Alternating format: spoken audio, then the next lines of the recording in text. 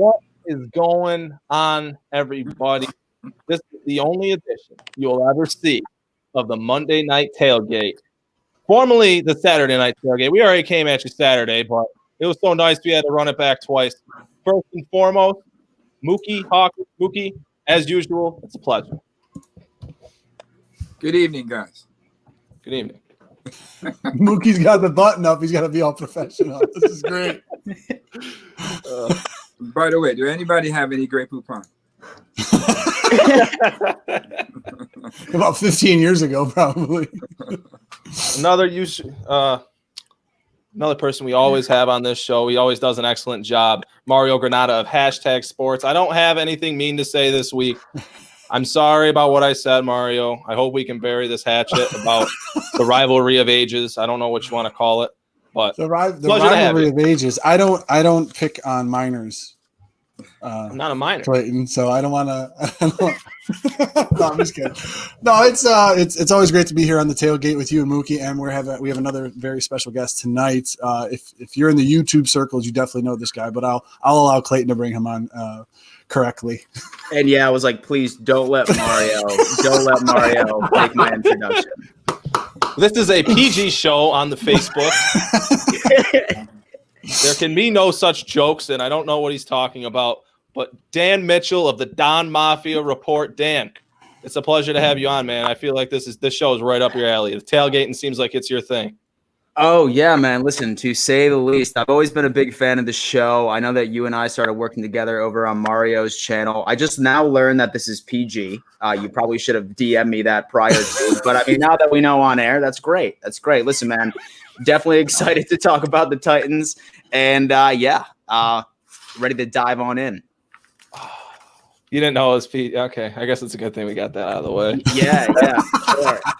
First time anyone said an F-bomb. There goes your monetization right there. Right? It's not even for monetization purposes. We're just not your typical tailgate. Not your typical tailgate. Sure. Not your typical tailgate. So Indeed. The Bills do have a game tomorrow. And I'm surprised we're even at this point where we're still talking about a football game. I can't really even talk about this without almost holding back a mouthful of vomit. So, Mookie, take it from here. What do you think about this matchup working its way out to the point where the Bills are going to play the Titans on Tuesday night? That's kind of weird because Tuesday normally would be their day off. You know what I mean? It would be their day off. But to be playing on your day off, that explains why their day, Friday, they had their day off. But it's just kind of weird. It's very weird. It's something very new from everyone to experience. Obviously, we still having the show. This is the second show before the Bills actually play. You know what I mean? So it's kind of like, everything is kind of like really weird right now, to say the least. But to get the football aspect of it, the Bills do play the Tennessee Titans. Both teams are 3-0. Both teams are undefeated. So let's not forget about that. You know what I mean? Let's not just bypass, just because Tennessee is going through what they're going through, having a shortage of players and things of that nature. They're 3-0 for a reason, the same way the Bills are 4-0 right now. So we got to take that into consideration going into this match. We can't just, just get caught lacking in another term of the word, against this Tennessee team, man. Dan? And so, yeah, man, I mean, so to be 100% honest with you, I didn't see this game happening, especially around Thursday or Friday right of last week. And then, of course, it was Saturday morning once we ended up hearing that the Titans had yet another positive case. But this morning did give me a little hope, seeing that there were 0 cases, and I'm crossing my fingers that we are going to see the exact same thing tomorrow morning. What makes it positive for me is just the fact that when you look back when the Titans finished up their game against the Minnesota Vikings and was a day prior to when the outbreak started, not a single Viking tested positive for the virus. And that's what's giving me a lot of hope that not only will the Bills go into Nashville and get the win, but they'll come out healthy as well. I am terrified of this game tomorrow. Not only just because it's being played on a Tuesday, but for the simple fact is, what have we seen this week already? Checks notes. Let's see here. The Bears beating the Bucks, number one. The Browns are 4-1, ladies and gentlemen. I don't think anybody saw that coming. The Dolphins just absolutely annihilated the 49ers. And the Raiders beat the Chiefs, which I want to try to temper Bills fans' expectations. Okay, this does not happen in this fashion. It goes all on matchups, ladies and gentlemen. So just because the Bills beating the Raiders beat the Chiefs, that doesn't mean automatically the Bills are beating the Chiefs next week. We got to try to get by Tennessee, who is not going to be a pushover. Like, I just hope nobody thinks, even with the injuries out, Mookie had mentioned it, Dan had mentioned it, it's not going to be a walkthrough tomorrow. Okay, so just take that out of your head right now. Absolutely not. It's absolutely not going to be a walkthrough. But in terms of just the mismanagement of this situation from start to finish, my God, that's just you read reports of the Bills having to implement 2 game plans this week because of the NFL's, lack of being proactive on this situation. Just it felt like they didn't have a plan for an issue that was inevitably going to be an issue. It really, it just felt like, they were like, yeah, we're going to get through the season without any cases or without any outbreaks. So everyone's going to fall in line. Well, here comes the Tennessee Titans. They didn't fall in line. You can sure say that. And I thought the Tennessee Titans, it does fall on the shoulders of their leadership. And I'm all for the rumored discipline that Mike Vrabel and John Robinson are supposed to receive. Who knows if it's going to be to that extent? Who knows if it's going to be more severe? But point is, I believe that the leadership in Tennessee should face severe consequences for this happening. And the NFL is no better. They aren't any better in this situation at all. They really aren't. I understand the TV ratings, and they're not pulling in the revenue they normally do with ticket prices and what have you. But to just reschedule this game, it's just so reckless, in my opinion. It really is. I don't care about the rest before the Chiefs. I don't care about the player. Well, maybe I do, but I don't. It's not about the surrounding factors. It doesn't have to do with fairness. It doesn't have to do with the Bills' upcoming opponent. Not at all. It has to do with the fact that this is a reckless decision where you're potentially going to get some players sick, where you're potentially putting the players that make you money every week sick. What happens if Josh Allen gets COVID after playing the Tennessee Titans? What happens? Right. It is an awful look for the NFL. The NFL completely botched this situation, and it's disgusting. They should be embarrassed of themselves. But I will say this. If it's any staff that can overcome this type of adversity in this type of season, I believe it's the one in Buffalo. And they've done so to this point, starting off at 4-0. And hopefully they can continue to do so tomorrow, as hopefully they beat the piss out of this team. Well, I love it when he starts getting fired up. Mookie, I'm sorry. Go ahead. Hey, no, he brought his gun, man. You remember he had that thing cocked and loaded. He still got it. He still got it, man. He's still shooting, man. Must be hunting season. That must be around the corner. No, he's been shooting, man. He ain't playing no games. You know what I mean? The evolution. Clayton before our eyes, man. Evolution. We always evolve, Mookie. We always evolve. Always evolve. Right. Just I got to eat a single order of chicken wings with some ranch. You got to evolve around that, huh? Yeah, you're right. Those are just poor life decisions, Mookie. I'm sorry about that. Oh, that's what that is? Poor. Now, honestly, I'm going to be honest with the viewers here. We've talked about the Titans on this show before. I talked about it on a show with Dan Mitchell before. So instead of doing probably the 50th rendition of a preview show for the Tennessee Titans game that we've been talking about for what feels like a month now, right, we want to steer in a different direction. So let's get bold predictions out of the way, and then we'll start transitioning. Dan, as the first time appearance on this show, I want to hear a bold prediction going into this game. And so listen, normally on YouTube, I am known as the homer, and so really 9 times out of 10, when you see one of my videos, it's most likely saying 5 reasons why the Buffalo Bills are going to annihilate this team.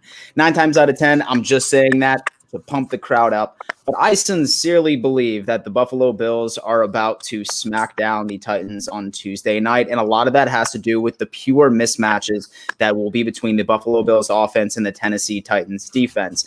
I'm really looking forward to getting our running game up right up to par. And so I'm really looking forward to Josh Allen to continue to go with that so the air attack first. I'm really not nervous about this game. And to be honest with you, I really wasn't nervous about this game, say that the Tennessee Titans were at full capacity.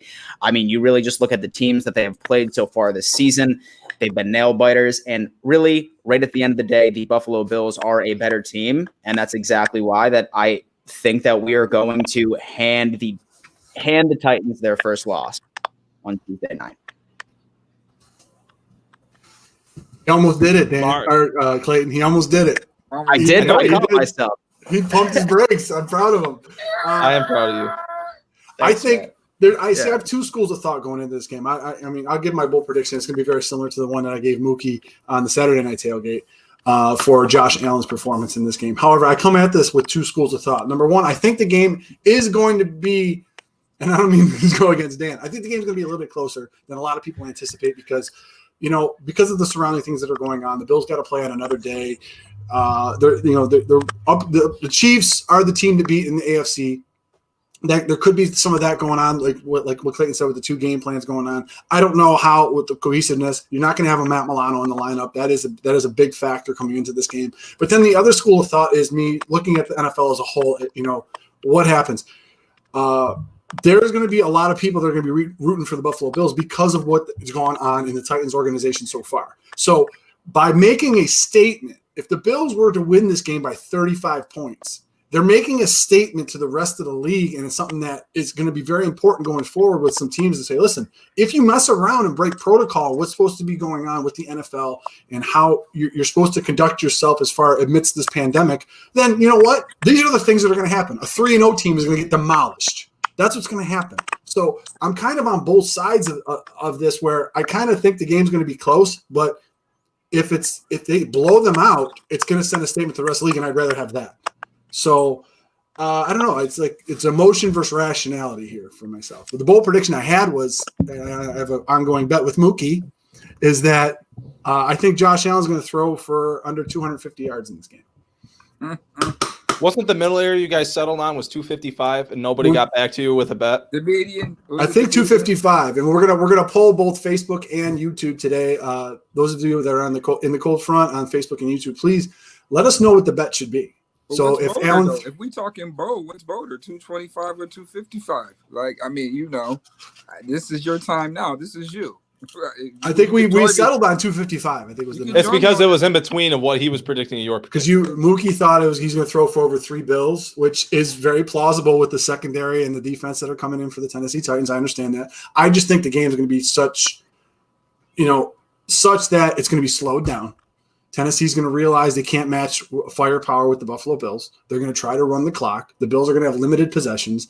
With Milano out of the lineup, I know he's only one player, but I don't think the Buffalo Bills are going to generate the number of turnovers they're going to need to get extra possessions to score a lot of points. And I just think in the flow of the game, he may only have about 250 yards passing. So that's my thought. That's my feeling going into the game. Now that's a good point. If the Bills are blowing them out early and this game is under control, of course, get your quarterback out of there. You know what I mean? Get him out of there. I get that, but the way this offense has been playing, since the beginning of the training camp, it should be no letdown offensively on the Bills' behalf because of the situation at hand right now. Like everything still should be whatever the Bills can control, they still should be consistent at. If they're putting up, 30, 40 points, that's what they should be putting up. The Bills have had practices. Tennessee has not had a practice basically since September 26th or September 27th. So that's roughly, 2 weeks of no preparation, as far as a unit. And for the Bills to even be in a dogfight early on, with that advantage alone, I don't think we should see any type of struggle in the beginning of this game. And, my bold prediction once again was 41-22. I think Josh stays consistent.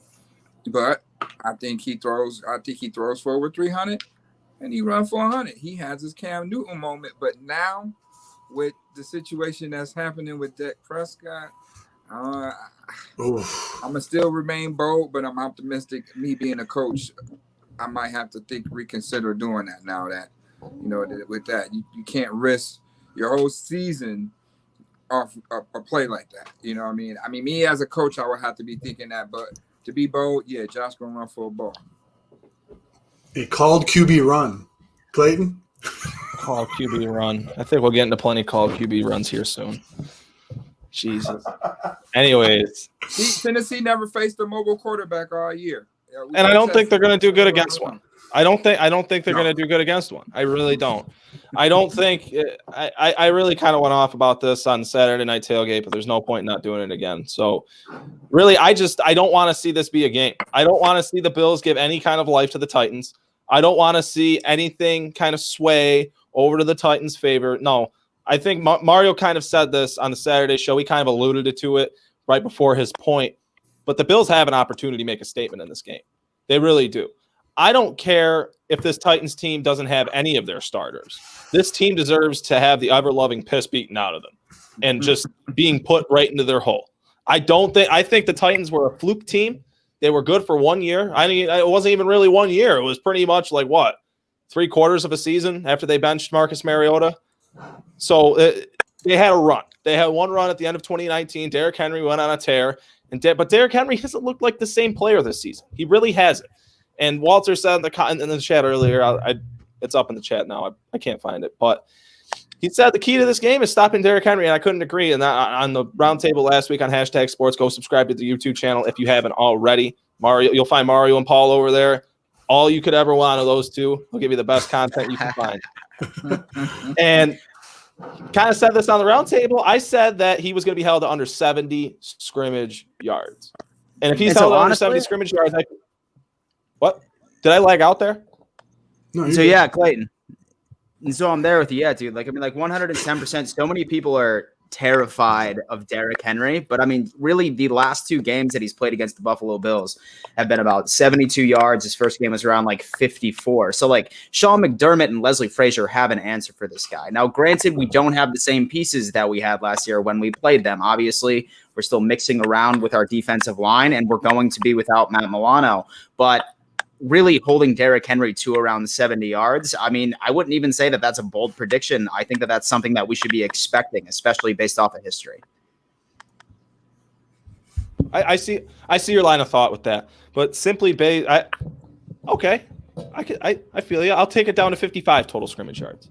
Mario said his prediction was going to be 50 rushing yards, and I said 70 scrimmage. So we'll take it down to 55 scrimmage yards.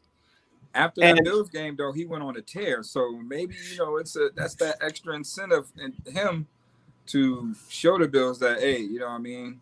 I owe y'all. You know what I mean? So it's a lot of storylines that go along with this. Josh Allen is 2-1 against these guys. And as you reiterated, Dan, Sean McDermott, they know these guys. So that's the whole, mystique part about it that you okay, well, throw the situation out of the window. All right. If everything was full strength to full strength, what has gone on in the last two matchups with these guys. So, I think the Bills have definitely got better as a team. Josh Allen has definitely got better each year he's played, and he's beat Tennessee twice. So there's no reason for the Bills to backpedal on playing the Tennessee Titans now with the success that they're having early in the season. You know what I mean? For sure. And so say that there will be a single Bill. Say that there will be a player right on that Titans team that will destroy the Bills tomorrow night. It's going to be Jonnu Smith, hands down. Especially since Matt Milano's not going to be down there. I mean, really just look at once Milano wasn't there right against Miami and what Gesicki did. I really have a feeling that the player to watch for the Titans is going to be Jonnu Smith. Oh, you better believe that. They're going to definitely do some run action, try to test him out. But, hopefully Maine Savage should be there too. Now, mind you, when Gesicki was out there, we was missing both. We were. So, we were Touche. missing both. So, Savage is kind of like a tight end on the defensive side. 6'6", 250.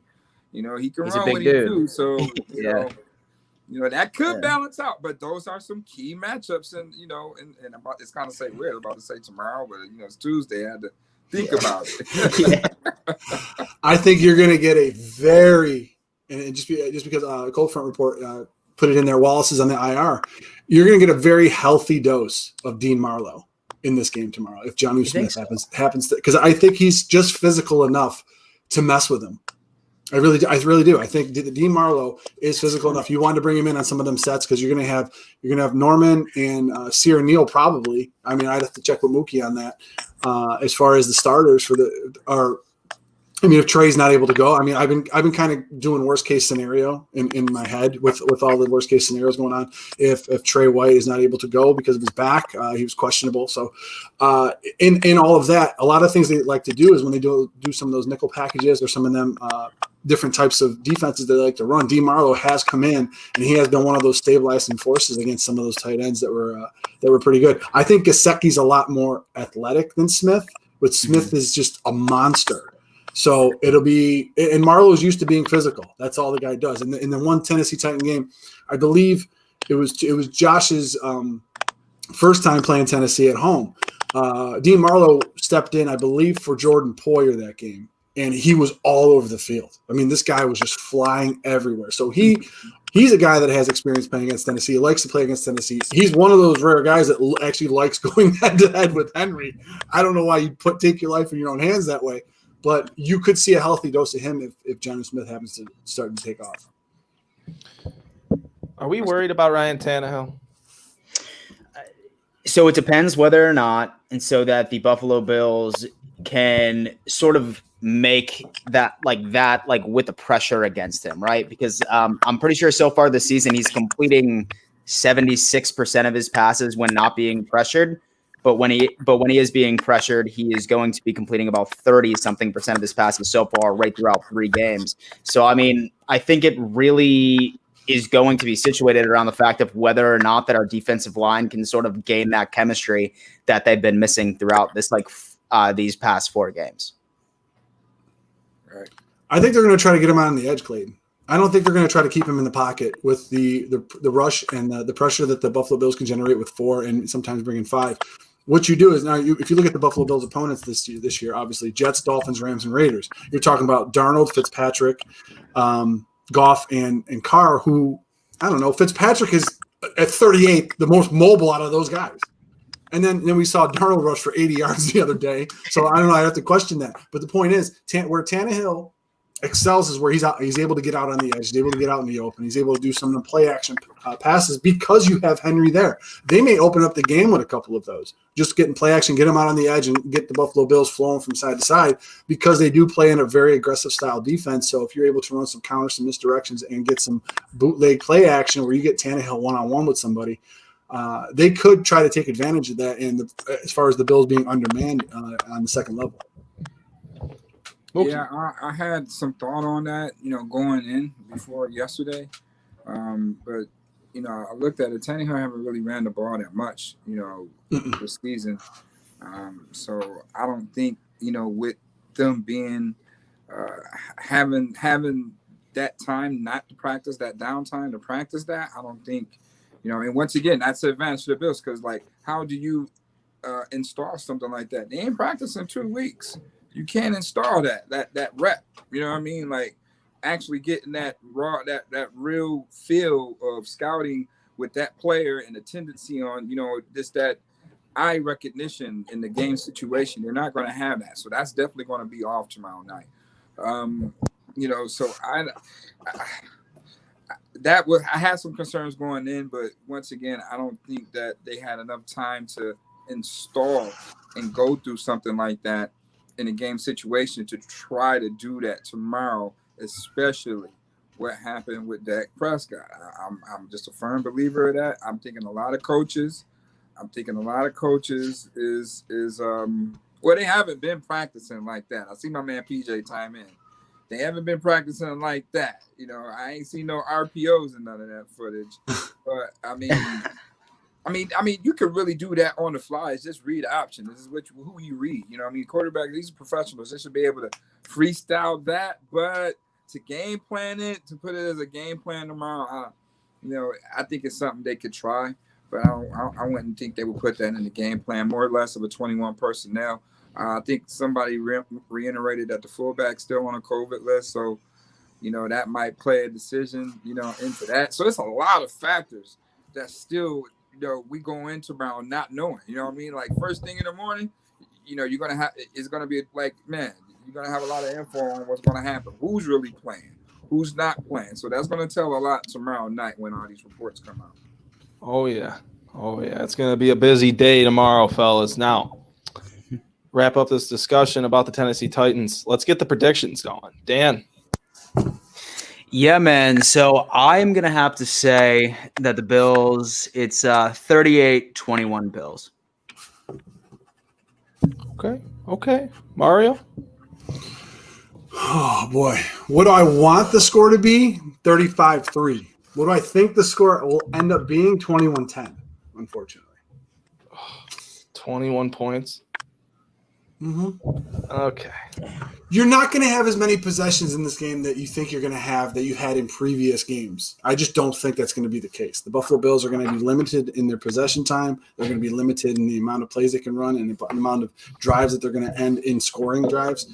So, I mean, believe me, I'm all for if they jump out to 21 points in the first quarter early and are able just to kind of, you're playing against a team that doesn't have any receivers and has to play comeback ball with Derrick Henry running the ball. That's not going to happen. So, but if it's one of those grinded out old NFC North division, like Chris Berman used to say all the time between the Lions and the Bears or whatever, that's what's going to happen in this game. It's going to be shortened up. They're not going to have as many possessions unless they create turnovers.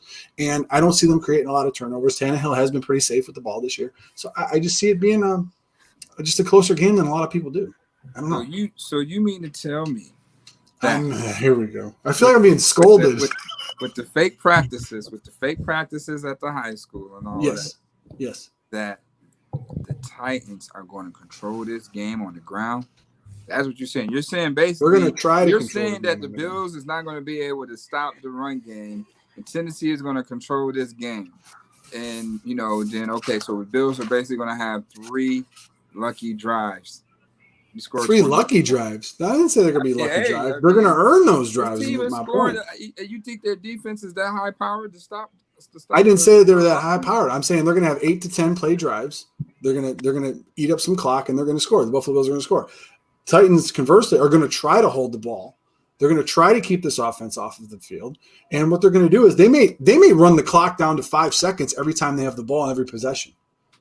Just so because they know they don't have the manpower to go against the Bills score for score. They know that. But then you're also talking about a team, even though they're missing people, that has scored 30 points a game and has come back on some teams. So they've allowed 30 points a game, but they were able to overcome it against 3 poor teams. I understand that. However, they still did that. They still did those things. Normal teams don't really do that.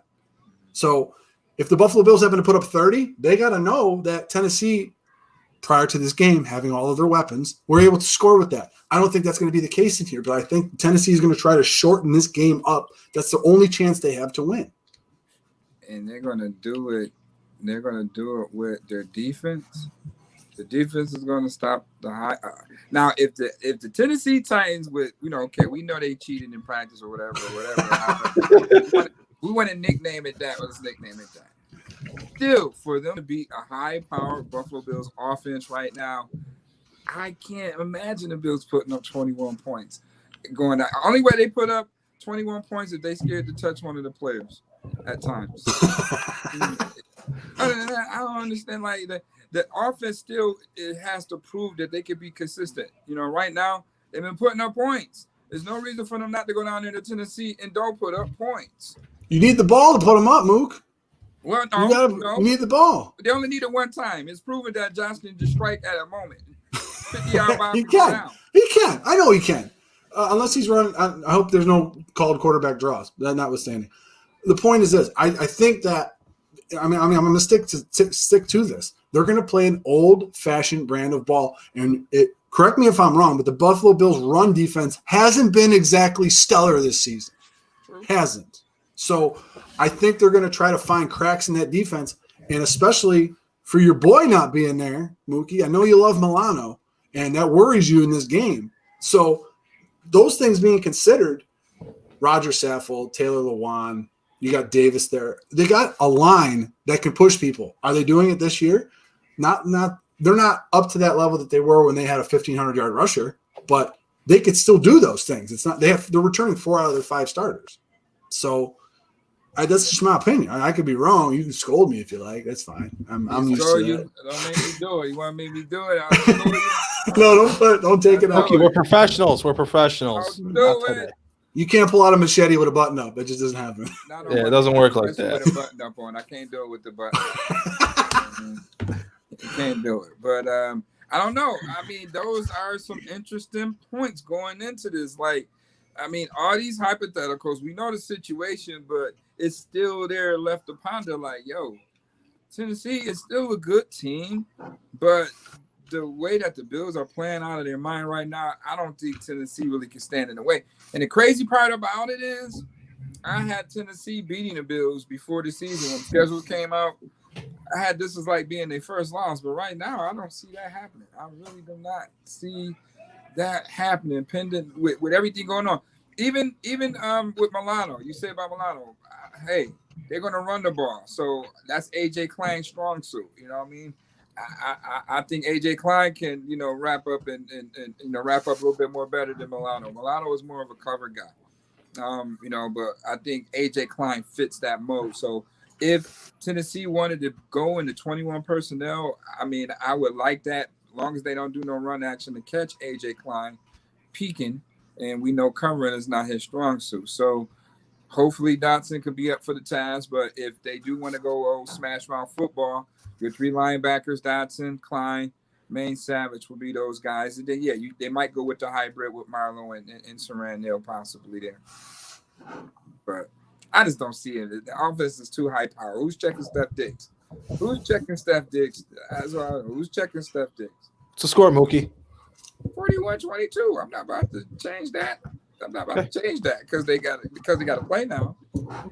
Okay. Roll predictions. Josh still throw for a tray and run for a ball. You know what I mean? Okay. Hope he don't. Right. I hope they still win though.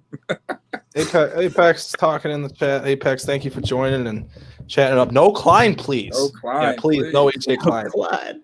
I'm going to keep that. I agree with you so much that I'm going to keep that on the screen for the rest of the show. That's just what we're going to do. Things don't get better. Maybe you might see a Darren Lee. You might see that. You might see it. I mean, the Bills just don't have just workouts just to have them. Or, the Bills don't, they don't do that. They don't nickname stuff. If the Bills is interested in you and he's still available, if the linebacking situation don't get better, I mean, why not pull the plug on Darren Lee? Okay, so we all think the Bills are going to win.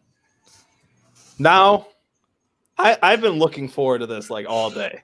I really have. And I'm not going to have to do anything for the first 15 minutes of this because all I have to do is ask the three gentlemen questions and they're going to answer. They're going to answer the entire discussion to its entirety. So I'm going to start it off with this. Brian Daboll has been widely discussed as a head coaching candidate. And some people are so strong on how good of an offensive coordinator Brian Daboll is that they want to give him boatloads of money, make him an assistant head coach, and make sure he is staying happy in Buffalo forever and ever and ever. Now, let me ask, I'm going to start with Dan, go to Mario, finish it up with Mookie. Are you scared if Brian Daboll leaves the Buffalo Bills? No. And I mean, I'm pretty sure that you even actually said this during our last live stream where we already hired his replacement, right? And I mean, he's already there. He's ready to go. Now, don't get me wrong. With Brian Daboll, he's not my mortal enemy, especially like you or like Mario as well, right?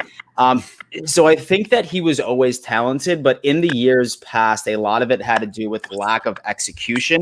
And now that you see Josh Allen taking those final steps of being able to develop touch on his throws, especially mid-range, you're seeing his playbook for where it has always been. And the missing ingredient was that execution.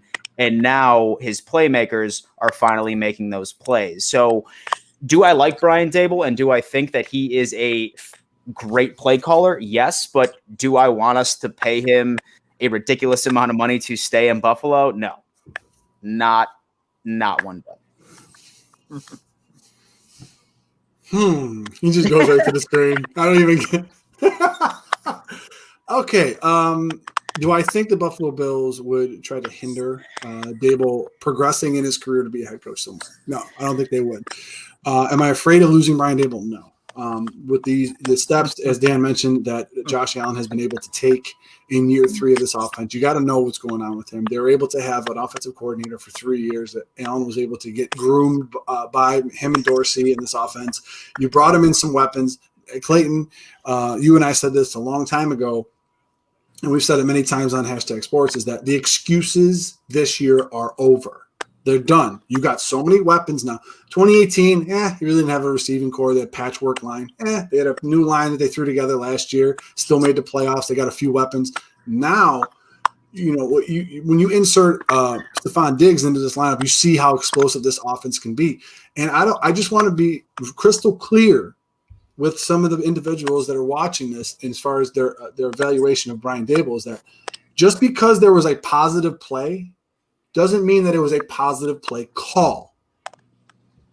Now listen to that again. If it was a positive play, that doesn't mean it was a positive play call. Count how many times you've watched this game and this team, and has seen Allen run around for his life and make a play.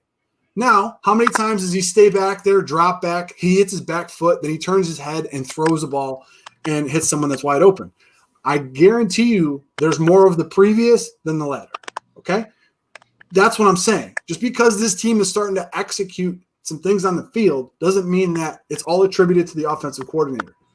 Now, Clayton, should I tell my wonderful story from 2013?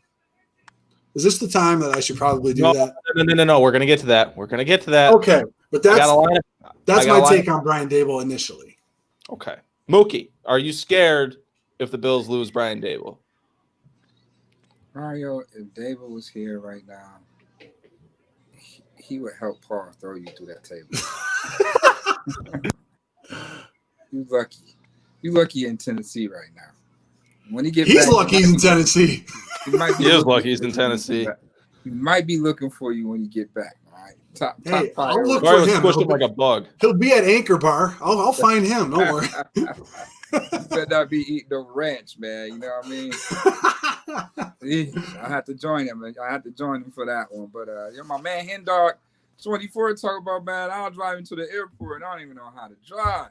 There's no love for Daboll. I mean, what can we do, guys? You know what I mean? I was that way. I'm a football coach. I was that way. I want results now, but it's a process with everything. We're acting like this guy has been this guru offensive coordinator for 10 years in the NFL as a play caller. It's a difference between an offensive coordinator and, an offensive play caller. You have to develop that mindset on calling plays. You really do. You got to know the sequence of it, who you're playing, have it already scripted out. Situations. If this don't work, if we get dependent on this play, what play do I have to get us out of that situation? A lot of that goes into it. Personnel groupings. It's a lot that goes into being an actual play caller. So I had to take that into consideration when I was judging Daboll after the Houston game. Yes, he do, Ali. He did stink that Houston game.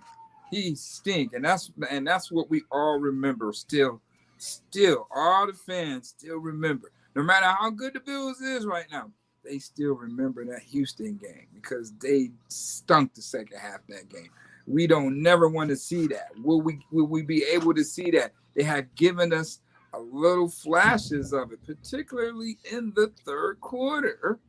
They've given us those Houston flashes. Will they be able to snap out of that and put together a complete game? But you have to give him credit. He's developed himself as a play caller. The Bills did an awesome job on Josh's development, building this offense first and foremost. You had to build it with the line. So what they do, they went out and invested in the line the year before. Got another year with them all coming back this year. Now you bring in Steph Diggs to go along with this, receiving core you got. 2 young running backs, man. I think all the pieces in place, and it's really like Dan said, it's no excuses, Mario. It's no excuse on this offense. That's why they shouldn't be scoring 21 points tomorrow. They should be scoring 30 or better. That's why I set the bar high, 41 points, man. They did it before. Be consistent. You should be able to do it again. Okay. The chat. Oh, the chat. I'm not worried about I am Daboll. loving the chat right now. I'm not scared if Daboll leave, though. To answer your question, I'm sorry, guys. Randy and Chris. We got Dorsey. Randy and Chris. I got some messages for Randy and Chris. But go ahead, Clayton. I wanna look at Lone Wolf. You know, my computer decides to lag as I scroll up. So Houston, Atlanta, and New York Jets, or somewhere else. What's the best place for Dable if he gets a chance? That was Lone Wolf. New York Jets. So we're even for Rex Ryan. I think that's all I need to say about Brian Dable and how I feel about it. But I'm not. We have another question. We're gonna go back around. Start with Mario to Mookie and finish it with Dan. Would Josh Allen be successful without Brian Dable? I believe Mario. He would. I believe he would. You look at the amount of talent that's on this team right now that they've been able to assemble. You talking about all the things considered. He is a smart kid. He's going to pick up whatever offense that you give him. It might just take him, a little bit of time to do that. But if they do hire a new guy, they're not going to get someone who is completely different and runs a completely different offense. I think they're going to probably get someone along the lines of that, someone who has been either in the EP system or someone else like that. I'm not 100% sold on Dorsey as far as a successor because of some of the things that Allen has been able to do this year. Now, as far as I just want to go into the chat really quick because I believe Chris was talking about, he said Dable's lack of success last year could be easily attributed to the lack of execution. So if you saying the lack of his success last year was attributed to the lack of execution, why would you give him praise this year because they are executing? I don't understand how you can not blame him last year, but you can give him credit this year. I'm just confused about that. And Randy Harbin comes in and says, judge him on this year, not the totality of work. Well, let me just say this. If I hire an employee that's late for 4 days out of the week and they're on time on Friday, you best believe on Monday, I think they're going to be late again, okay? Because you need to prove to me over a period of time that you're able to do the job and you're able to do the job well. He's had 4 games this year where he's called fairly good games. You look at the rest of the guy's resume, okay? And I'll just leave it at that. I just want to leave it at that. The rest of whose resume? Dable? Brian Dable's resume. The resume is impeccable. You wouldn't believe the man's resume on how he call plays when you look at his resume now. Are you talking about when he has talent, like when he's in Alabama and he has the most talent in the nation? However you want to nickname it. However you want to nickname it. When that resume say national championship offensive coordinator. How's his play calling in the third quarter, That's all Mook? people see. That's all. Mookie, how's his play calling in the third quarter? Right. Call it that. Mookie, can I drop some knowledge on you real quick and the chat real quick? Sure. Before we start to anoint Brian Dable. I just want to take you back down memory lane really quick. There was a guy for the first four games of the season. He threw 75% completion, had 1,470 yards, 16 touchdowns to no picks, and his team was 4-0. Currently, Josh Allen has 71%, which is very comparable to 75. He has 1,300 yards, 1,326 yards passing, but he has a lot more rushing yards. 12-1 touchdowns to interceptions, but has 3 rushing touchdowns. So the only thing different between the first guy I mentioned and Josh Allen is 1 touchdown, roughly around 100 yards, which Allen has ran for anyway, and 4 incompletions. In the first 4 games of the year, that player was 4-0. Josh Allen is 4-0. The guy I'm referencing is Peyton Manning in 2013. Who was his offensive coordinator? Adam Gase. How did that story play out? So before we anoint Brian Dable as the next greatest head coach of all time, the greatest play caller of all time, why don't we pump our brakes a little bit? I'm not anointing him that now. I am not saying all of that. I'm muting myself the rest. You can fry an egg on this head right now. He had to put his mask on. You just compared Dable to Gase. 2000. Hey, whoa. That is a rational comparison. I am not. That is a rational comparison. Take it easy, man. Take it easy. Jeez. I put the knife away, man. Okay. Lone Wolf says Mario needs a table. I do need a table for myself. Right. Put me through it again. He needs a table. You got to. Who else you going to give credit to? You got to give credit to both of those guys for finally developing and getting on the same page, and it's working. I mean, of course, like I said, we still got that bad taste of Houston in our mouth right now. We don't want to see that because that was horrible play calling. They put Josh Allen in a situation they shouldn't have. They have to develop that as a staff, all right? I think they have made themselves quite aware of those mistakes. I'm quite sure that Brandon Beane has let them know about the mistakes. And they're progressing towards getting better at those mistakes. They're not making those mistakes. The offense has made vast improvements overnight. Who you gonna give credit to? You gotta give credit to it. Now. Do you gotta still bark at Dable? Still, the book is still out on Dable. Of course, the book is still out. All Bills fans and all of us knows that because we see this every day. All right, this is all we know. You know what I mean? So yeah, we're gonna be tough on him because we know where his flaws lie. All right, he has got better with those flaws. It's just what's going on in certain areas of the game where you put your foot you in your own way at times with certain plays that you do call, and but hey, we got to see now. They're playing Tennessee, they're playing Kansas City, some of the two top teams in the league, and we're going to see what this offense is really made of. Now, they go out there and did that against Jalen Ramsey and Aaron Donald. They can put 30, 40 points up against anybody. So I don't want to hear that. You know what I mean? Now, this is where we're going to see. If the offense, if Dable's good, he'll be consistent 30, 40 points a game. It won't be the offense this year. So, I mean, he's going to go. He's going to go. He's going to go to Atlanta, all right? It's more attractive. And, hey, they're looking for an offensive mind. They haven't been doing too good on the defensive side. The enemy's leaning towards dealing with a more younger quarterback and Deshaun Watson. So, you got to see how it plays out. It's still too early, though. Do you think Josh Allen would be successful without Brian Dable, though?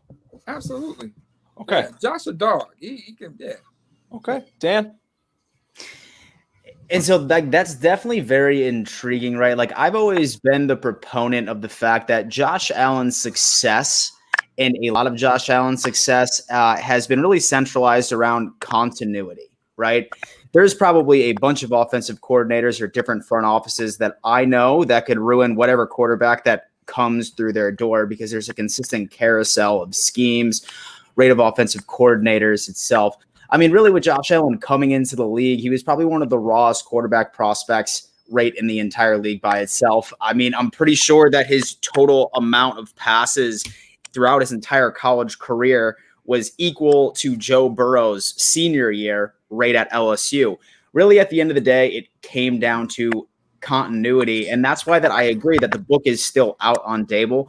I'm definitely not going to anoint him king and that he needs to be hired immediately the second that he shows up for his interview for a head coaching sort of that position. But really, at the end of the day, the reason Josh Allen has been able to take those giant leaps have been a familiarity and continuity right within an offensive scheme. Wouldn't necessarily put it on Dable.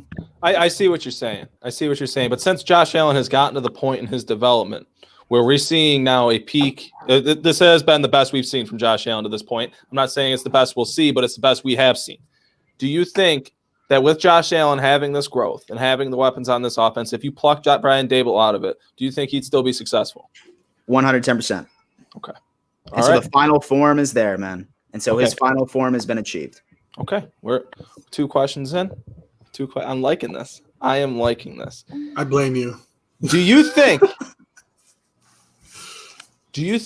Brian Dable has had a good career as an offensive coordinator, not just in Buffalo, not just in Kansas City, not in Miami, not in Cleveland, not just Alabama, not just his stint of being Bill Belichick's little buddy for a couple years? And has Brian Dable been a good offensive coordinator through the entirety of his career? Mookie, I'm starting with you.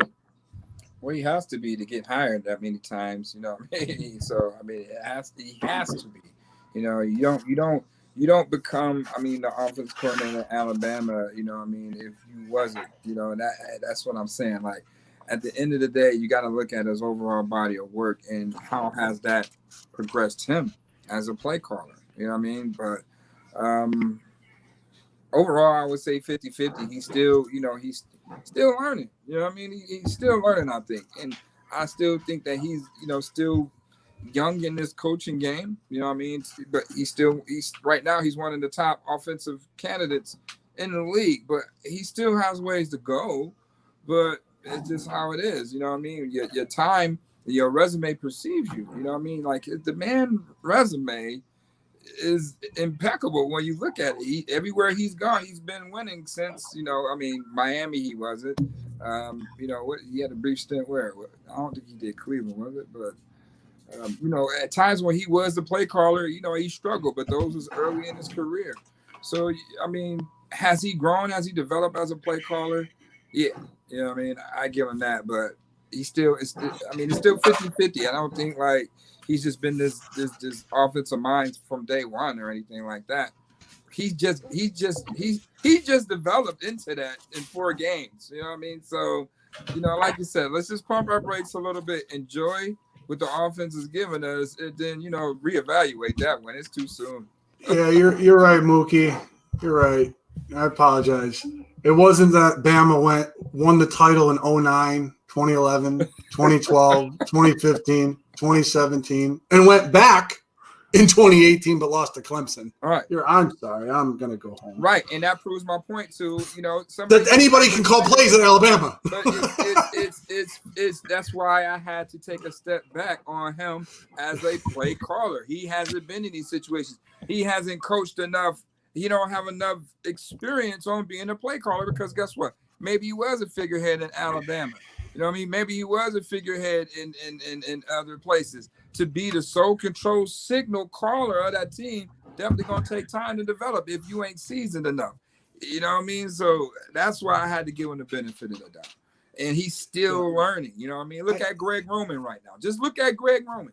Oh, God. You give Greg Roman. I'm always going to use that. I'm always going to use that in the phase of that. You know what I mean? But, we can't hate on the guy. That it comes with the territory. Greg Roman was given a much more improved – I mean, he has the perfect quarterback for his system. Okay, so when has he ever did that system? Colin Kaepernick. Okay, name a team that he ever did that at. Colin Kaepernick, San Francisco. He brought him to the Super Bowl with that offense. Who was calling the plays, man? We know who was calling the plays. Who do you think was calling the play? It wasn't Greg Roman. Greg Roman wasn't calling those plays. Just like how you said Alabama was doing all of this and doing all of that. Harbaugh was calling those plays. We did not see. Did we see any of those plays that they went to the Super Bowl in with Colin Kaepernick in Buffalo? Did we? No, we did. You didn't have Colin Kaepernick in Buffalo. You had Tyrod. They had similar plays, yes. They ran similar plays in Buffalo. T-Mobile, you can't do that with T-Mobile. They ran similar plays. What are you talking about? Not like how he's doing. They didn't run it with success. I didn't say they ran it with success. Not running that playbook nowhere. Buffalo taught that man how to run that. Lynn taught Greg Roman how to do that. Oh, Mookie, we got to go to the board with this. Hey, all right, you don't hear from me. I want to see where you ever saw Greg Roman run those plays. Anywhere. He did. Where? He did. He never ran Colin Kaepernick like that, how they run it with those 3 tight ends and like that. He never did that. Greg Roman never did that in San Fran. He didn't spread. No. I'm going to call up Vernon Davis right now and prove you wrong because they did. The same formation that Baltimore run in the San Fran uniform with Greg Roman was the figurehead. To be fair, I remember vividly a man named Logan Paulson. I vividly remember a man named Logan Paulson who was their second tight end. Number 2, right. So he's supposed to be who? Hayden Hurst. Well, you know what? That's why you didn't have it because you had Vernon Davis there and you had Michael Crabtree who runs a 4.9 40. So that was your second tight end that was running those short routes instead of Hayden Hurst. That's what it was. Man was not calling those plays, man. I guarantee you he was calling those plays. I guarantee you. Harbaugh was calling that. Harbaugh was just the head coach. You got to. So you think the other Harbaugh is calling the plays now? I tell you what, I put it to you like this. If Dable becomes a head coach in Atlanta, he has to name an offensive coordinator. You don't think they're going to be running his plays in Atlanta? And this is his first crack at being a head coach? Come on, man. Wait a minute. Wait. You said if Dable gets hired, if Dable gets hired, they're going to be running his offensive plays, correct? Yeah, they're going to run his stuff. They're going to run his scheme. That's what got him the job. Okay, so what you're saying is now that the other Harbaugh is calling all the plays for Roman in Baltimore. Who, Harbaugh? You're saying that in both scenarios where Greg Roman worked for a Harbaugh, the offensive he's seasoned enough to call them now. He's seasoned enough as a play caller to call them now. It's a difference. You know what I mean? He had to learn that. You know what I mean? You still got to learn being your first year as an offensive mind or a play caller in the league. You're learning. You're not just coming here and ripping the game to shreds. You're not. You're gonna have to learn unless you Shanahan. If you come from that pedigree of just offensive minds, yeah. If I see those plays being called in San Francisco and I'm seeing those same plays called in Baltimore, and the only consistent you got to show me that. I'll show you that. I'll dig up the tapes, Mookie. I don't mind doing that. See Colin Kaepernick with 3 tight ends doing RPOs and running for 60 yards. Because that's the only play they run? Is that the only play they run? I want to see that. I want to see that. I want to see that counter tray that they ran all the time in San Fran. Frank Gore ran it. In Buffalo, right. Gore they didn't run that when he was in Buffalo with better players. I want to see that play. As they running that play in Baltimore. I want to see that. Are they running that play? You want to see one specific play. They ran that play in Michigan. They ran that play in Michigan a lot. Listen. That's like saying that Brian Daboll's evolved as an offensive play caller because he ran the pistol in the first game this year. Doesn't make any sense, Mook. It don't make any sense. Doesn't make any sense because he runs one different play. I want to see that. You got to show me verbatim San Fran and Roman. You want me to show you an exact same play in San Francisco, an exact same play in Baltimore? We're not about to do this. You're telling me that these systems aren't the same. You can't just be saying anything, Mario. You're telling me these systems aren't the same. You got to show me verbatim. I'm telling you that same Baltimore offense, Lamar Jackson, nobody didn't know what to do with Lamar Jackson. People want to put Lamar Jackson as a wide receiver. Who knew what to do with Kaepernick? Nobody knew what to do with Kaepernick. Oh, bring him here. We can use him, right? No, they didn't. Knock it off. Knock it off. They was talking about Lamar Jackson was going to be on the same field with Flacco playing like a Taysom Hill or something. Come on now. Let's be realistic with this. He had no choice but to cater to them. He didn't have no strategy with that until he went somewhere else and learned that. That's how it is. It's a copycat league. When you go other places, you do mimic other people's stuff. If you like it, I'm going to take it, see how it works in my repertoire. That's going to make me a better play caller. That's what you're seeing in Greg Roman right real quick, just so I can get this, Mookie, just so I can get this. You're saying that the success that Greg Roman enjoyed in San Francisco coaching with a Harbaugh, you're telling me there wasn't a phone call made to say, hey, we're thinking of drafting Lamar Jackson. We need an offense that's tailored to Jackson. Hey, I know a guy. Oh, thanks, brother. Appreciate it. You don't think that phone call happened? Listen, man, when you have Sammy Watkins, Robert Woods, Charles Clay, Shady McCoy, Tyrod Taylor, Percy Harvin, and you can't score no points, I don't want to hear that stuff you talking about. Greg Roman had all those players, and we couldn't score. We couldn't score, man. So I'm not talking about the Bills with Greg Roman. I'm talking about the Niners in Baltimore. Right now. Where are these plays that you're talking about right now that are these guys when they went somewhere else eating that we couldn't do when he had them all of them, when he had all those guys? I don't understand that. What are you trying to say? Rookie, I forgot what your point was. What do you want? Like, what are you trying to say? Because he had all this talent and he couldn't score points? That was just an aberration?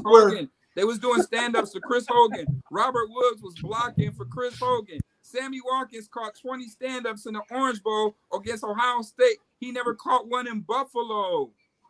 I don't understand what Greg Roman was doing with this team. Sammy Watkins, after the Jets game, had a problem with that. That's why he got fired. Sammy Watkins got G-Row fired. That's what happened. Okay, I don't even remember the question. I don't remember what Mookie answered. We were talking about development, and he was saying the success that G. Roman had, and I had to say you got to give it time because G. Roman wasn't successful here. What's the difference? You got to take time. We gave Daboll time. That's the difference. He's been here 3 years. That's the difference. Okay. So do you believe Brian Daboll's had a good coaching career to this point? We weren't talking about I don't even remember how you got off about Greg Roman. I believe Mario kind of poked at that bear, but I just got to defend Daboll right then and there. Just to say it takes time to be a play caller, man. Okay. It takes time to develop that no matter what team you on, no matter where you go. This is the longest where he's been a play caller. 3 years, this is the longest he's ever been that. So you have to develop that. And this year 3, guess what? Just like you develop a quarterback, the game is slowed down with him calling plays.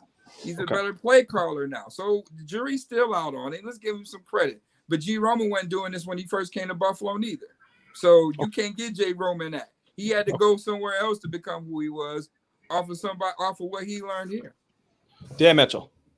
What do you believe of Brian Dable's coaching career at this point? Yeah, wow. Well, I mean, that's definitely hard to follow right there. All right. So, I mean, like looking at his record in the NFL by itself, he's 33-62, being an offensive coordinator throughout his entire career within the NFL, and that's including his stint at the Cleveland Browns, the Kansas City Chiefs. So what is going to benefit him is the fact that he's still relatively young for a coach. He's only 45 years old. And I tend to agree with Mookie that it does take time, especially since, I mean, this has been his longest tenure, right, as a play caller with the Buffalo Bills. I think his second longest stint was with the Browns for 2 years in a row. Do I think that he's going to go right like down? Like, let's say that he goes like right with the Falcons next year and he's going to like sort of lead them right into sort of a berth in the playoffs. No, I don't. But I do like seeing his progression so far right by itself. But yeah, I mean, he's been average thus far, but I do see signs of him improving down the road. Okay. See, I tend to agree with a little bit of what everybody said throughout those three questions. But it's just, I'm not saying I hate Brian Dable. I'm not saying he's the worst offensive coordinator to ever even coach the Buffalo Bills in the last 20 years, because he certainly is. He definitely is not the worst offensive coordinator they've had. He's far from the worst that they've had. And some of the things that Mario and I may say is a little hyperbolic, but it's hard to not be hyperbolic when people are hyperbolic in their reactions of positive reinforcement. It really is.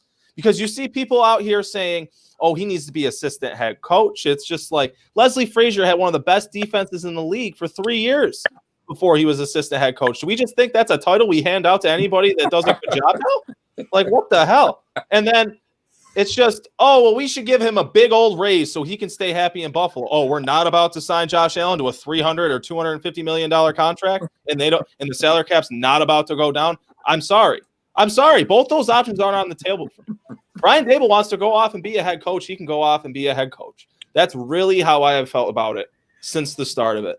I understand some people just love Brian Dable and thinks he's an innovative offensive mind. Well, where was this innovation when it was time to try and get a little more out of talent? When you could ideally utilize talent that you didn't have a Stephon Diggs, you didn't have a Zach Moss, who they haven't had a chance to utilize just yet.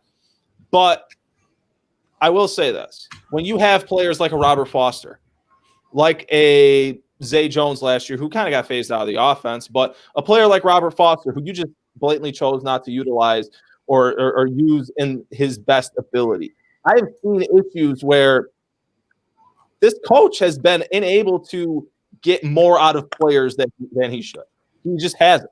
You've seen Sean McDermott take over this football team, and he takes a team that we weren't even sure if was going to get a victory in 2018. We weren't sure that team was going to get a win because that team was downright awful, absolutely putrid, bad on every level of the imagination. So, and he goes out there and gets 6 wins. I wasn't expecting a 9-win team in 2017. I was expecting a 10-win team last year. But the point is, Sean McDermott tends to get more out of his football players because he's a good football coach. And that's what good football coaches do. Look at Rex Ryan, what he did with one of the most talented football teams that this team has had in the drought era. Actually, probably the most talented team aside from the team that they had in that 2002-2004 era. So the best team that this team had in a decade, and Rex Ryan pissed it out of it down his leg with 2 8-8 teams. So the point is I don't think Brian Dable gets the most out of his personnel. And you see it in the NFL. You give him a Stephon Diggs. You give him a John Brown. You give him a Cole Beasley, Devin Singletary, this offensive line, and then you give him a quarterback that just oozes potential, and now we're seeing it on full display. Like Mario said on the onset, what's the excuse to not perform? And Brian Dable isn't beating the world. He's not this magical play caller that all of a sudden popped out of his hole. He's an offensive coordinator that's living up to expectations for once in his coaching career. People always want to bring up the lack of talent. People always want to bring up he never had a chance to get his feet going anywhere else.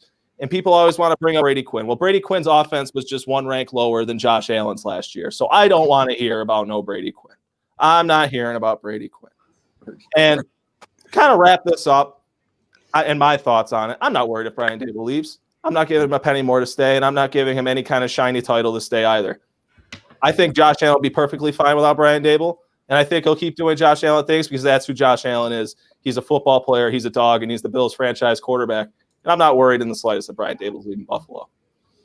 Right, especially when we got Mario. Mario could call the plays right now. You know what I mean? I know he can. Get rid of him, man. We're going to start the campaign for you right now, Mario. We're going to get rid of Dable. Okay, Mookie, you don't have to patronize me, man. You don't have to patronize me. I'd have more points in the third quarter, though. I know that. I know you would. I'm comfortable with that, bro. I'm comfortable with that.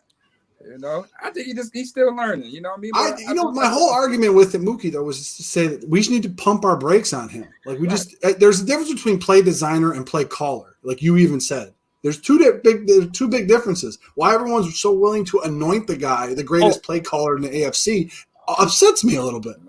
Okay. I want to know why everybody's so quick to say that Josh Allen was dog shit last year. I really want to know. If we're not pushing narratives. I want to know why is everyone so quick to say Josh Allen was bad last year, huh? Because last I checked, he's improving, he's developing. We're getting good job, Josh. That's what we were doing all of 2019. So why is everyone so quick to say just because he's playing out of his mind that he was awful last year? Stop it. Don't give me that. No, I'm not listening to that. But you guys can continue. I'm sorry. I didn't mean to. How is he awful when his first full season as a starting quarterback he won 10 games? You know what I mean? I don't get that. You know, Baker Mayfield won 10 games. He was number one overall. Anybody talking about him? You know what I mean? But I didn't get that neither, Mario. I mean, Clay. I didn't get that. I didn't get that either. Like you got to get. I mean, you got to give it. You got to look at it for what it is. I mean, we want to draft these guys. We want these guys just to go out there and just smoke everybody boots right away. It's not going to happen like that. I mean, one thing I can say that. They turned this thing around in record timing. I mean, for them to recognize the issues and address those issues and to have success off of it, kind of, you know, hey, these guys know what they're doing. You know what I mean? They know what they're doing to have a franchise quarterback invest in the line up front. Because at the end of the day, the game is won up front. So you figure out how you can, you know, be better tackle to tackle first and foremost, and then you bring all the pieces around it. You know, and they done that. Now you're seeing a little bit of both. You're seeing the play calling get better because you have better players in the building. And then the players are getting better because they're off together getting better. They're developing. Like I said, Josh didn't have an off season. Josh worked his ass off this off season. And you see that. And you see that those guys are practicing with him. They 20, 30 deep. The whole offense is in Miami. So they were really on point. Especially having a year under their belt together. So that continuity is working offensively right now. And, you know, the focus is on getting Stephon Diggs up to par. I think he's up to par. He's leading the league in receiving yards right now. So, I mean, so far, so good. I mean, I'm not looking to see no letdown. I just want to see consistency. And if he's able to be consistent, then that warrants, you know, a promotion to some degree. Business. Dan, you've been quiet for a while. I feel like you're kind of upset that I'm swearing on the show and I said it was a PG show. Yeah, he tell you. Oh, wow, you were swearing, bro? Oh, no, like that stuff's just numb to me at this point. I didn't even hear any profanity during this point. And so, yeah, man, like just what was the question?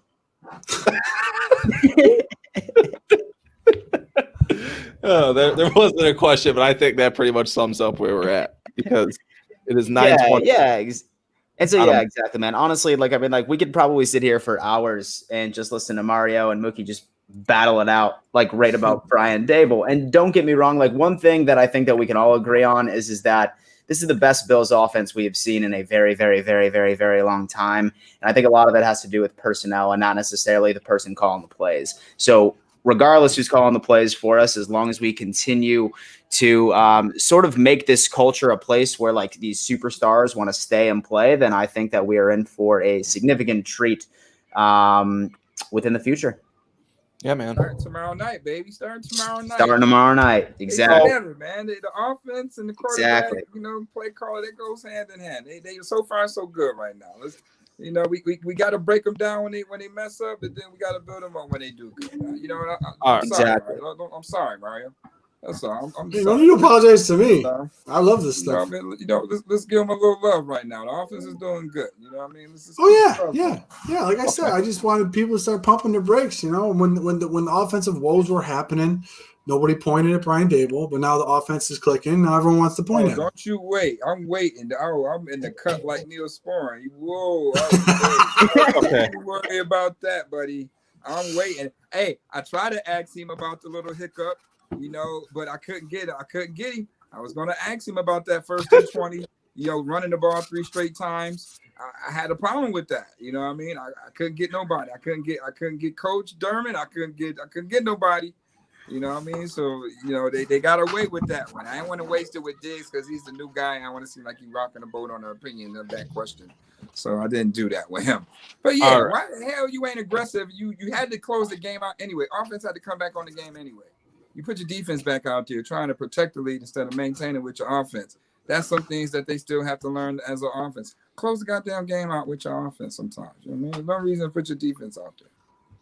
Now, we gotta get out of here, guys. Mario, I like both of these gentlemen. I really don't want to see either of them not make it out of here, so we gotta close this out before someone doesn't make it on the other side.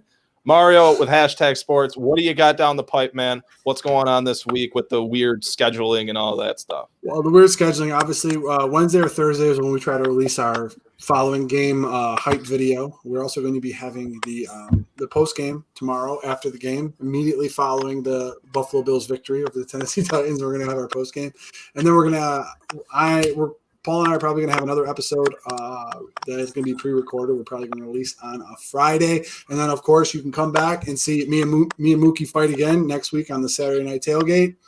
And and then we're also going to have our round table. We're going to have the round table. Dan and Clayton join me, as well as Joe from Believers Talk. So make sure you give these guys a follow. And like always, hey, no hard feelings, Mookie. I just love a good debate, man. Is it PG? It is. It was PG. Mookie didn't blow any F-bombs this time around, so I think it's a good thing. I might have to clarify at the start of every show because you asked me twice at the start, and I think that's what got it through this time. Well, PG. Well, he starts dropping those bombs, and like Clayton's like, Mookie, we're live. Mookie, we're live. Can't say that. It hurts my feelings. I have never been exposed to such language in my life. We got to clean that up. How they say in the Zoom room, we got to go back to the tape, and we got to get that cleaned up. Gotta watch the tape. Got to get that cleaned up. But I am, putting a three-part series on the evolution of Josh Allen. See my man Josh speak it into existence. Part 2 will be out tomorrow morning, and then part 3 will be, spilling over to, Thursday night game to get everybody caught up.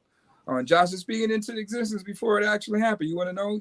These are his words before it happens, part 1 is out right now. You can check that out on Power 96.5, Ruffle Radio, Sports 1080.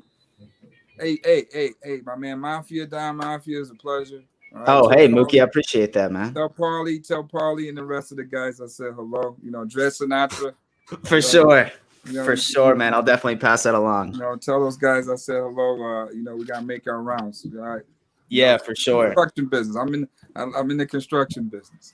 Nice. Hey, man, I appreciate that. Dan, what do you got down the pipe for the Don Mafia? Your content's always exciting. It always gets people amped up. Thanks, man. If I'm getting ready for a really shitty day at work and I put on a Dan Mitchell video, what? I feel a lot better now. So, Dan, what do you got going on? Yeah, man. Well, tomorrow I'm going to be live streaming my reaction, probably about 10 minutes right before kickoff. And then on Wednesday, I'll have my report card video. Thursday, me and my girlfriend will be doing our weekly picks for the NFL. And then Friday, me and Aaron Williams will be doing a Chiefs preview on the channel on Friday. Say that you want to listen to it on an earlier basis. Then Wednesday night, it's on audio by itself. And then Saturday, I'll most likely take a break. And yeah. Justin Abert just threw another touchdown. Well, I can't say another one, but just threw a touchdown pass to Hunter Henry. Yeah, he's a boss. And so they're winning. Yeah. They're spanking the Saints right now. This week is weird. This week's really weird. I spent half of my day at work today trying to figure out who's going live when and what time and where at. We got a special. We got a lot of stuff going this week. So Tuesday nights, tomorrow night, I should say, when the Bills have a game, is typically overtime podcast night. That's not the case this week. So since the game tomorrow is at 7 p.m., we're going to be having our post-game show the following evening. So Wednesday night, either at 8 or 9 p.m., one of those two times. Then Thursday night is going to be the night with Jeremy Turner Montgomery and Lorenzo Alexander. I'm assuming they're probably going to be talking about the Titans game and leading into the Chiefs game. Friday night, there's nothing going on this platform. Saturday night is overtime podcast night. And then Sunday night, these two gentlemen at the bottom of my screen, maybe Dan Mitchell, will be here Sunday night for the Sunday night edition of the Saturday Night Tailgate. I understand. Eat the wings, right? We gotta eat I gotta go ranch. Yeah, you can have it while you have Sunday Night Football on, Mookie. You can enjoy some football, talk some Bills, and eat your nasty ranch. I gotta go repent my sins the next day. Like that's a bet, but please forgive me. As usual, don't forget to follow the Cold Front Report on Twitter, Instagram, subscribe on YouTube, and like the Facebook page. It's at Cold Front Report on Twitter, at Cold Front Report _ Bills News on Instagram, Cold Front Report on YouTube, and Cold Front Report / Buffalo Bills News on Facebook. Folks, it's been a good night. It's been a ton of fun. I want to thank all three of these gentlemen for giving me their time to come on to the Cold Front Report and have fun. Go subscribe to Dan Mitchell on YouTube. Go subscribe to Hashtag Sports on YouTube. Two of the best Bills YouTubers that you will find out there on that platform. Of course, Mookie Hawkins on the beat. You got to follow him for all the latest news on the Buffalo Bills. It's been fun, gentlemen. Thank you to everyone who took time to watch. I appreciate you guys being so active in the chat tonight. Let's keep that going for the next week's show. Hey, thank you all for tuning in. Have a good night. Go Bills. Go Bills.